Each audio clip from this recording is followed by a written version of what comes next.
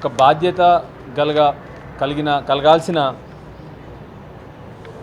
ఒక కేంద్ర మంత్రి బాధాకరంగా నిన్న చేసిన వ్యాఖ్యలు జుగుప్సాకరంగా బాధ్యత రహితంగా రాష్ట్రానికి సిగ్గుచేటే కాకుండా దేశానికి కూడా సిగ్గుచేటు.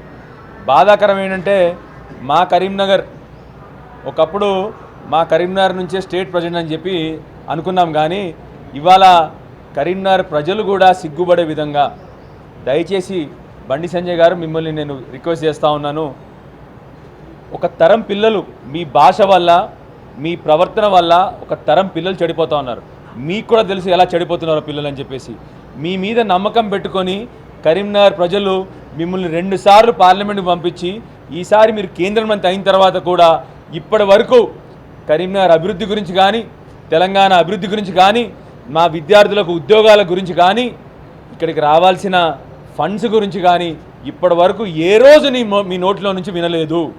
దయచేసి మిమ్మల్ని రిక్వెస్ట్ చేస్తూ ఉన్నాను. ఈ పిచ్చివాగుడు పనికిరాని మాటలు వీధుల్లో మాట్లాడుకునే మాటలు దయచేసి మానుకొని మన కరీంనగర్ కానీ మన రాష్ట్రానికి కానీ రావాల్సిన నిధుల గురించి మీ వెనకాల ఎందరో మంది యువకులు మీ భాషల వల్ల మోసపోతూ ఉన్నారు, చెడిపోతూ ఉన్నారు. వాళ్లకు ఉద్యోగాలు వచ్చే విధంగా అవి మాట్లాడండి.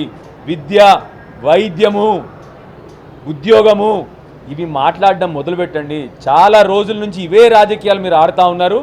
ఇప్పటికన్నా మీరు ఈ రాజకీయాలు చిల్లర రాజకీయాలు మానుకొని హుందాగా రాజకీయాలు చేస్తూ మీకు పెద్ద పదవి వచ్చింది ఇవాళ, మీరు కేంద్ర మంత్రి ఇవాళ, ఇప్పుడు కూడా వీధి రౌడీలాగా మాట్లాడితే సబబు కాదు.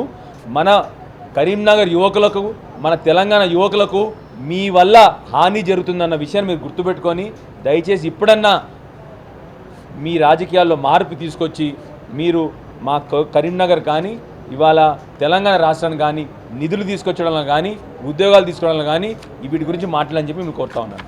Thank you. జై తెలంగాణ.